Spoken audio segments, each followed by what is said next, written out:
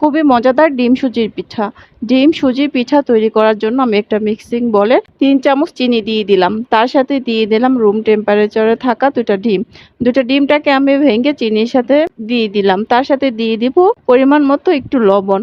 মিষ্টি জাতীয় খাবারে লবণ দিলে মিষ্টির ব্যালেন্সটা ঠিক থাকে। তা আমি এখন একটা চামচের সাহায্যে চিনি, ডিম আর লবণ একসাথে মিক্স করে নিব। যতক্ষণ না চিনিটা গলে যায় অতটা সময় পর্যন্ত আমি মিশ্রণটাকে মিক্স করতে থাকবো। তারপর এর মধ্যে যখন চিনি গলে যাবে তার সাথে দিয়ে দিব হচ্ছে আমি সুজি। এভাবে আমি সুজিটাকে দিব আর একটু সুজি দিব আর মিক্স করতে থাকবো।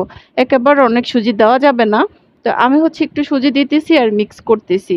যখন সুজিটা মিক্স করতে করতে এরকম একটা নরম বেটার তৈরি হবে তখন আর এর মধ্যে আমি সুজি দিব না।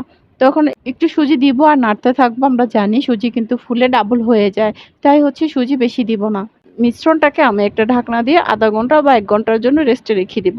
১ ঘন্টার পরে যখন আসবো তখন দেখতে পাচ্ছেন এই যে এখন আমার এটা পুরো একটা ডোতে তৈরি হয়ে গেছে। সুজিটা ফুলে ডাবল হয়ে গেছে, এখন আর কিন্তু নরম নেই। এখন পুরোপুরি ডোটা আমার শক্ত হয়ে গেছে। তো এখন আমি এটাকে চামিচের সাহায্যে একটু নেড়ে চেড়ে, চাইলে হাতের সাহায্যেও একটু হাতে তেল মেখে হাতের সাহায্যে একটু মথে নিতে পারেন। তারপর আমি হাতের মধ্যে একটু তেল নিয়ে এটাকে একটা বল আকারে দিয়ে দিব। তো এর মধ্যে আমি এখন দিয়ে দিলাম চুলার মধ্যে একটা কড়াই বসায় তার মধ্যে তেল দিয়ে তেলটাকে গরম হতে দিব।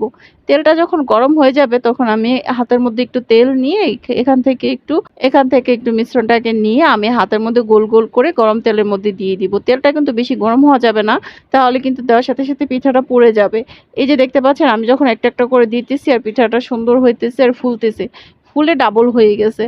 তো আপনারা যে যেরকম শেপ পছন্দ করেন ওরকম শেপ দিতে পারেন। তো আমার কাছে এই গোল গোল শেপটাই ভালো লাগছে, তাই আমি এরকম গোল গোল শেপটা দিয়ে আমি তৈরি করে নিলাম পিঠাগুলা। যখন পিঠাটা এক পাশ হয়ে যাবে তখন আমি খুন্তির সাহায্যে আরেক পাশ উল্টে দিব।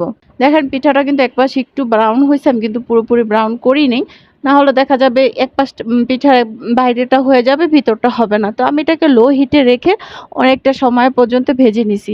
এই যে দেখতে পাচ্ছেন পুরো পিঠাটা আমার হয়ে গেছে। যখন এই ধরনের একটা কালার চলে আসবে, এরকম ব্রাউন কালার চলে আসবে, তখনই বুঝবেন যে পিঠাটা হয়ে গেছে। তো আমি এখন ছাঁকনির সাহায্যে পিঠাটা হচ্ছে ছেঁকে তুলে নিতেছি। তেলগুলো ছেঁকে এখন এই যে পিঠাটা তুলে নিলাম। এই যে দেখতে পাচ্ছেন পিঠাটার ফাইনাল লুক। আর এই পিঠাটা খেতে এত মজা হয়।